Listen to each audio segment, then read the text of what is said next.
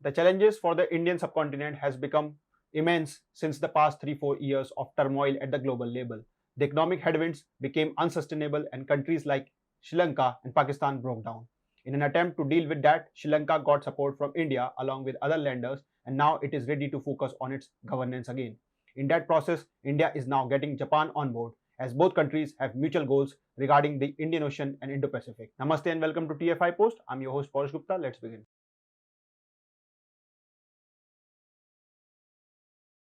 Reports suggest that India and Japan have agreed to jointly cooperate with Sri Lanka to enhance regional connectivity in the Indo-Pacific region against China's aggressive maneuvering in the region. According to the Daily Mirror Lanka newspaper, the Indian High Commissioner Gopal Bagle stated that India and Japan have a broad range of shared interest in fostering a peaceful, progressive and prosperous Indo-Pacific region. During the event, Japanese Envoy Mizukoshi Hideaki was also present. Mr. Bagle further highlighted the significance of Sri Lanka as a member of the Indian Ocean Rim Association known as IORA. He recommended the need for strong cooperation among India, Sri Lanka and Japan to improve the welfare of people and provide advantages to all stakeholders. Bagle also added that this should be in accordance with the priorities of Sri Lanka. This is an effective statement as Sri Lanka is in the midst of a worst economic crisis, and talking about its priorities in the context of cooperation is akin to throwing benefits into the lap of Colombo.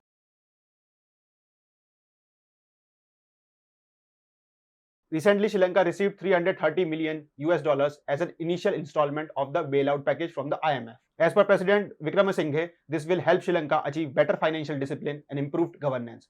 Talking about improved governance, it must be noted that Bharat Lal, the Director General of the National Center for Good Governance, headed a delegation from India that visited Sri Lanka on March 1st. During their meeting with the Sri Lankan President Ranil Wickremesinghe, they covered various subjects including policy reforms, good governance, digitalization, capacity building, training, institution building, and ensuring the delivery of public services. Ranil sought help from India to establish a University of Governance and Public Policy in Sri Lanka. He admired Indian socio-economic development management and the way India has steered the nation's economy amid the global economic slowdown.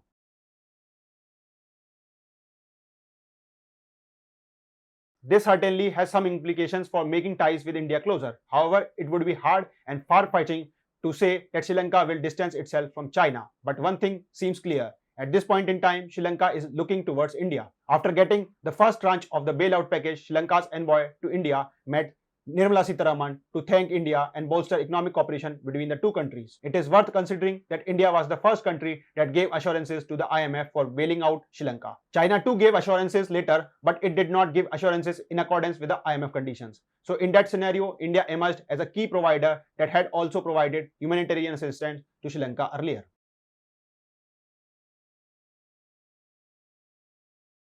Addressing the event as Japanese envoy, Mizukoshi categorically targeted China for its extortion of Sri Lanka when he said that China's unproductive efforts in the country, including the takeover of Hambantota port for a 99-year lease, they have come under sharp criticism. Sri Lanka is a key partner of China's Belt and Road Initiative, a long-term plan to fund and build infrastructure linking China to the rest of the world. Speaking about this initiative in Sri Lanka, Mizukoshi said that cooperation in Sri Lanka was discussed by PM Kishida with PM Modi during his recent visit to India. It is significant to note that during the visit to India, Japan also announced connectivity to the northeast through Matarbari deep seaport in Bangladesh. The project gives an infrastructural boost to Bangladesh with connectivity to the northeastern states of India. It will not only provide immense opportunities and access to the northeast, but also counter Chinese influence in Bangladesh.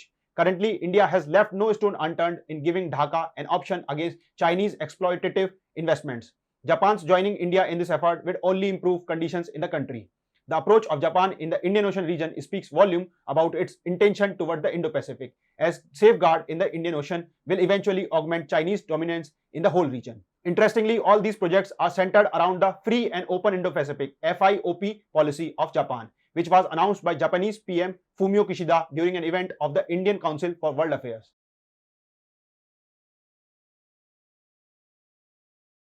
For a long time, it was debated whether India needed to take action to curb Chinese mischiefs act in the region, as giving China a free pass in the Indian Ocean will only exaggerate the geopolitical equations for India. And if we closely analyze them, we find that the efforts in Sri Lanka and Bangladesh are in line with the architecture of the Indian subcontinent. This clearly depicts that the move is targeted to press China's nerve.